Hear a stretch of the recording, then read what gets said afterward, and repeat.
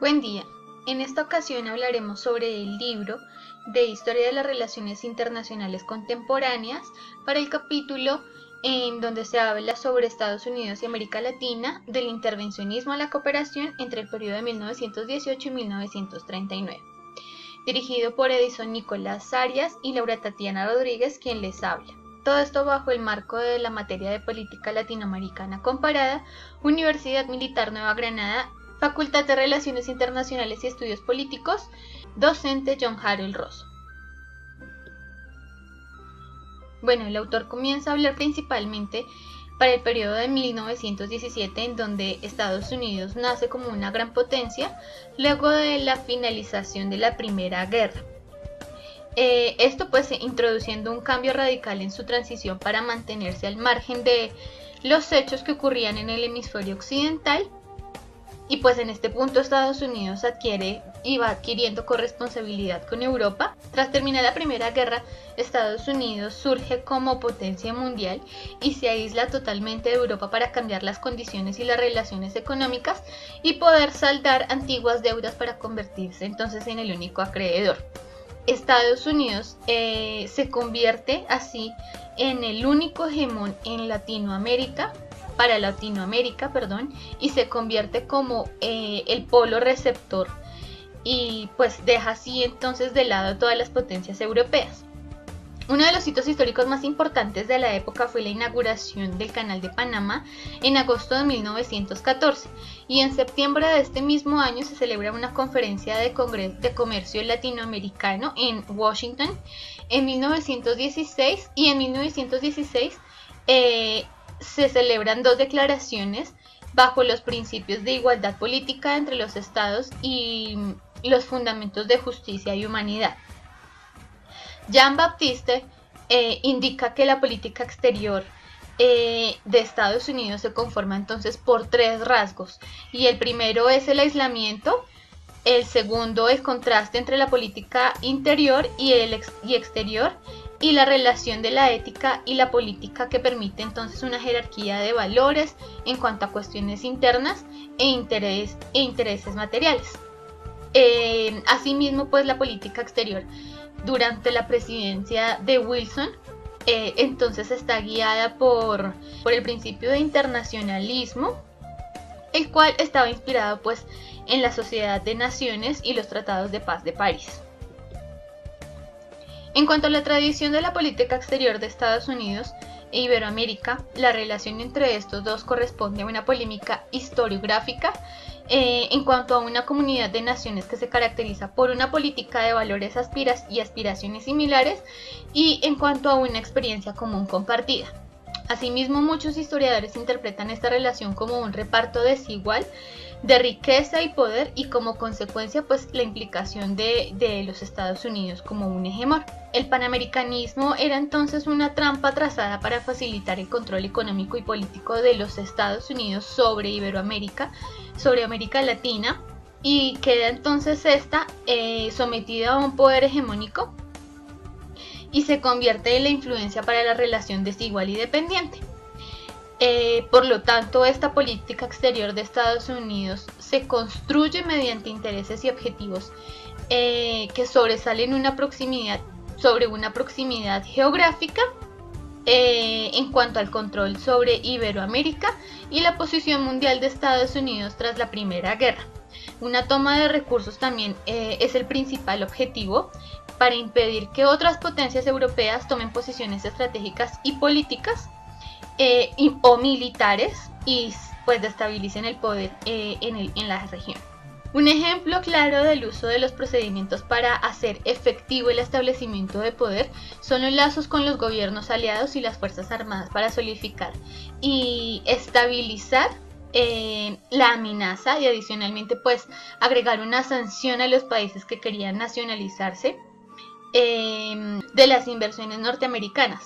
Teniendo en cuenta estos objetivos e intereses, pues a principios del siglo XX se da una actualización de la doctrina Monroe, que se sintetiza en tres principios: la no admisión de intervención europea en cuestiones del continente norteamericano, la admisión de los europeos para añadir una colonia de las que se poseían en el continente, Y la última, que Estados Unidos no se mezclara en cuestiones europeas.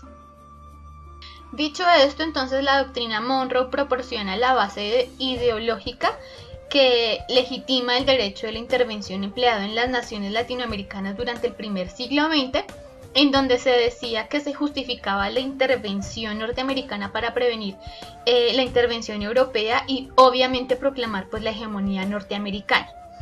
Para la administración del presidente norteamericano William Howard Taft, la primera política exterior se caracterizaba por proteger e impulsar la intervención en el exterior con intereses comerciales.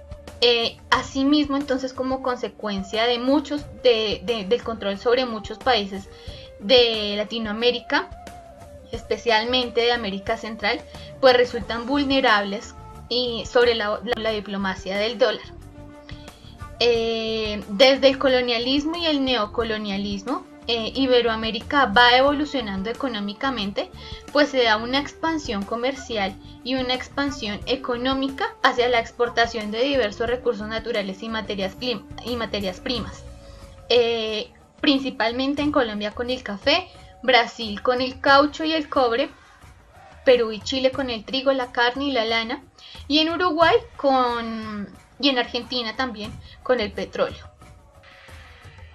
La quiebra de la Primera Guerra y la consolidación de la supremacia americana entonces entra en contacto con las relaciones exteriores de Iberoamérica y continúan las naciones europeas a obstaculizar la intervención norteamericana durante el siglo XX.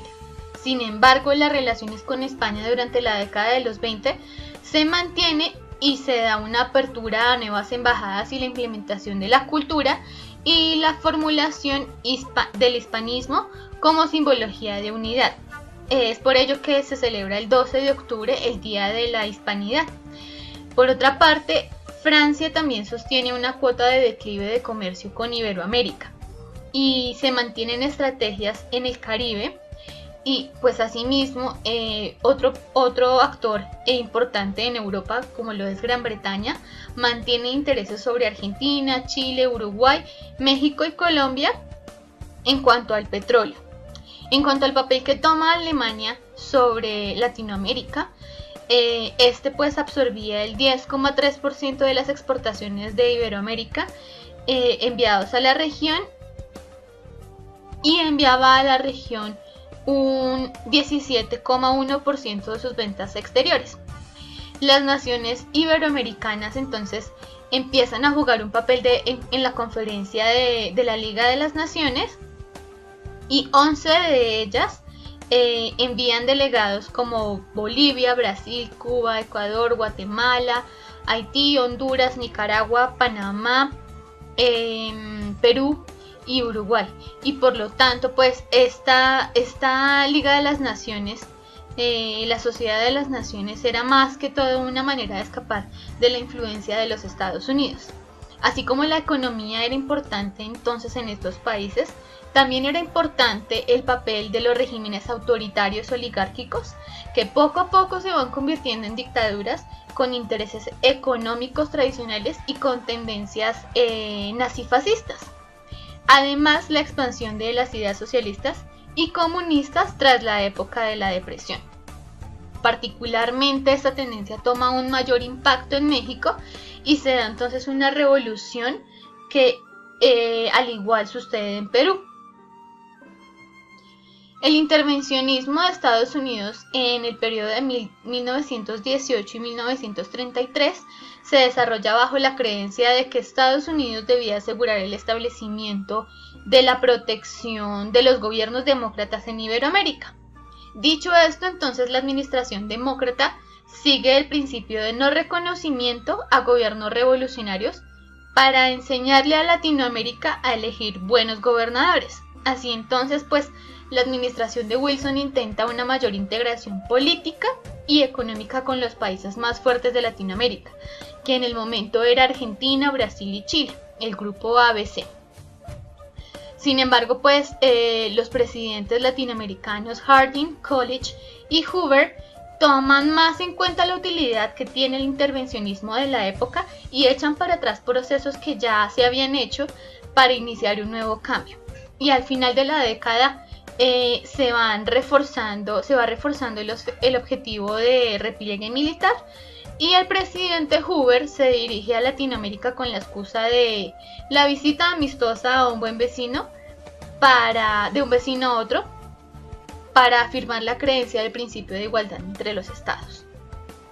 En la presidencia de Hoover se da la Gran Depresión, lo cual impide el pago de las deudas de Iberoamérica por la caída de los precios internacionales en los productos como el café, el azúcar, el cobre, y la reducción de gastos en la administración de Hoover impide entonces que se fijen aranceles aduaneros, y se fijan aranceles nuevos que eran los más altos los más altos de la historia, y las repúblicas iberoamericanas se sienten obstaculizadas y obviamente pues abandonadas en cuanto al proteccionismo norteamericano. En cuestiones del territorio del Caribe, Estados Unidos inicia un control sobre Haití y se elige como presidente del Congreso de Haití una imagen norteamericana, el cual era Philip Sudre, que admite sin cambios el Tratado de Estados Unidos-Haití en 1915. Este tratado permite que Estados Unidos realice cualquier acción para mantener un gobierno para la protección de la vida, la propiedad y la libertad individual. Por otra parte, en República Dominicana, tras el asesinato del presidente Ramón Cáceres en 1916, se desarrolla un periodo de guerra interior, por lo cual el presidente Wilson envía tropas para controlar las rentas aduaneras y terminar asumiendo las funciones ejecutivas y legislativas del territorio.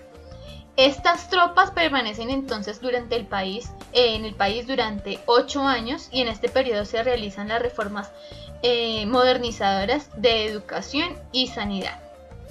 En América Central, específicamente en Nicaragua, se firma el tratado Bryan Chamorro en 1914, en donde Estados Unidos pagaría al menos $30 millones por el arrendamiento de las islas Little Great Corn durante 99 años.